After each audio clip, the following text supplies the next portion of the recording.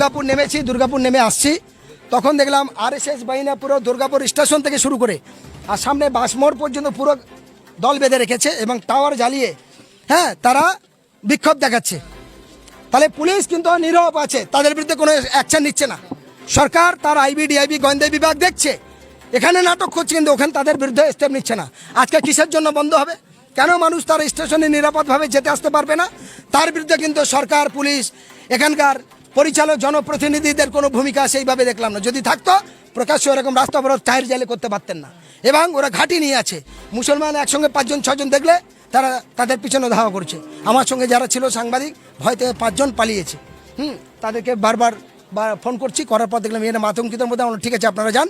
তারপরে ভাইকে ফোন করলাম, ইনি গাড়ি নিয়ে গেল, এই গাড়িতে এখানে এসছি।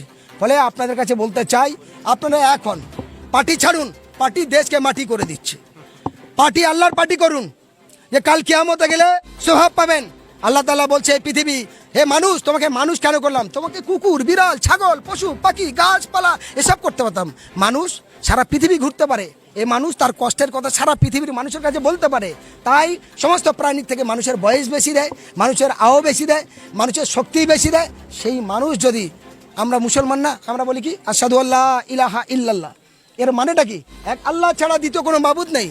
আমি ভয় করলে আমার আল্লাহর কাছে ভয় করব, আমার আল্লাহর কাছে মাথা নত করব। এরা বান্দারা কার কাছে মাথা নত করছে? নেতাদের কাছে। কার কাছে মাথা নত করছে? পুলিশের কাছে। ওই আমার যেমন সাহসী 5 জন সাংবাদিক পালালো, আমি বলছি আমি পালাবো না, আমার নাম হোসেন গাজী, আমি কোথাও পালাইনি। সারা পশ্চিমবঙ্গে যেখানে খুন, মারার, ধর্ষণ হয়েছে, আপনারা শুনেছেন বারুইপুর জেলে 3 জনকে পিটিয়ে মেরেছিল। আমার আন্দোলনের ফলে মুখ্যমন্ত্রী বসে তাদেরকে 5 লক্ষ করে টাকা এবং চাকরি দিতে হয়েছে। আপনারা শুনেছেন বসিরহাটে বিশ্বজিৎ মুন্ডা 5 টাকার জন্য তার পিটিয়ে বস্তা ভর্তি করে খালে ফেলে দিয়েছিল। আমার দৌলতে তাকে অ্যারেস্ট করতে হচ্ছে, 4 দিন পরে এফআইআর নিয়েছে। তারপরে তার 10 লক্ষ টাকা এবং চাকরি দিতে হয়েছে। আপনারা শুনেছিলেন আবু সিদ্দিকের বাড়ি, আপনারা শুনেছেন সাবির মল্লিকের বাড়িতে তৃণমূলের প্রতিনিধি টিম যেত না, যদি আমার চিঠি মেলটা না যেত। তারপরে তার চাকরি হলো। ফলে অসংখ্য লড়াই আন্দোলনে আমরা আছি। আপনারা জানেন হেলিকপ্টারতে সুন্দরবনে খাবার ফেলে চলে আইলায়, সেটা আমার লড়াই ছিল। আমি বলেছিলাম স্পিকারের বিরুদ্ধে কেসের জায়গায় যাব। তারপর বলেছিল হোসেন তুমি এটা রোখো, এরকম করুন, আমরা করব। ফলে আমাদের সেই জায়গা, কে তৃণমূল, কে সিপিএম, কে কংগ্রেস, কে বিজেপি, আমার দেখার প্রশ্ন নয়। কারোর কষ্ট হতে পারে আমার কথা শুনে, কারো ভালোও লাগতে পারে, কারণ আমার হক কথা বলা এটা আমার আল্লাহ আমাকে শিখিয়েছে। যার কারণ আমি কে কোন দল করে আমার দেখার সাবজেক্ট নয়। আজকে যদি সবাই সঠিক পরিচালনার জায়গা থাকতো, তাহলে ওর বাবার ক্ষমতা হতো না টাওয়ার জ্বালিয়ে ওখানে বিক্ষোভ করতো। এটাই আপনাদের কাছে বড় প্রশ্ন, একটু ভাববেন। ঠিক আছে, সবাই ভালো। সেই কারণেই তো বলতে চেয়েছি, কারণ সব জানে, কারণ পরিজাত গাঙ্গুলির দরকার আছে। চুনোপুটি, ডানহাত বাহাত তাদের ধরেছে, আসল লোককে ধরা হবে না। কারণ 26-এ ভোট আছে না, এদেরকে পাঠিয়ে আরও 2 মুসলমান জায়গায় 2 বোম ফেলতে হবে, 4 জন মুসলমানের ভয় দেখাতে হবে। এই ভয় থেকে সবাই বলবে তৃণমূলের কথা। এইটাই হলো রাজনীতি। আমি বললাম যে ইংরেজি 6, ওই 6-এর মাথা আমরা 4 জন হেঁটে যাচ্ছি, আব্দুল গাপ্পার, রহিম, করিম। বলছে ভাই এটা কয় রে? বলছে 6। পেছনে আবার রহিম, আব্দুল, সামল, দুলাল আসছে, মাথাটা উবরে করে দিল। বলছে এটা কয়? বলে 9। বলছে আমি তো নিজে থেকে আনলাম এক্ষুনি 6। দেখ আমিও নিজে থেকে আনলাম এক্ষুনি 9। তো এই নেতাদের এই ব্যবসা অনেক দেখেছি। এখন ওদের ব্যবসা ঝাঁপ ফেলতে হবে, মানুষের ঐক্যবদ্ধভাবে প্রতিবাদ সংগঠিত হবে, নাহলে কিন্তু মানুষ বাঁচবে না। আমাদের মানুষ বাঁচানো কাজ। আমরা প্রশাসনের এখনো পর্যন্ত প্রশাসনিকভাবে তারা পরিষেবা দিতে ব্যর্থ। ফলে আমি আপনাদের মাধ্যমে পুলিশ মন্ত্রীকে দৃষ্টি আকর্ষণ করে বলতে চাই, আজ আমি হোসেন গাজী এই জম্মুগ্রামে আসার পরে যে চিত্রটা দেখেছি, পুরো আসানসোল, পূর্ব বর্ধমানের এই দুর্গাপুর এলাকায় আতঙ্কিত আছে।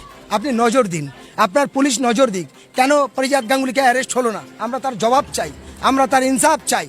তাই যে বয়স্ক মানুষ এখন হসপিটালে মৃত্যুর সঙ্গে পাঞ্জা করছে, তার সুস্থ কামনা করে তার পুরো খরচা বহন করে এই বৃদ্ধ মানুষের যাতে বাড়ি থেকে পরিপূর্ণ জীবনযাপন আল্লাহ তাআলা যতদিন হায়াত রেখেছে ততদিন করতে পারে।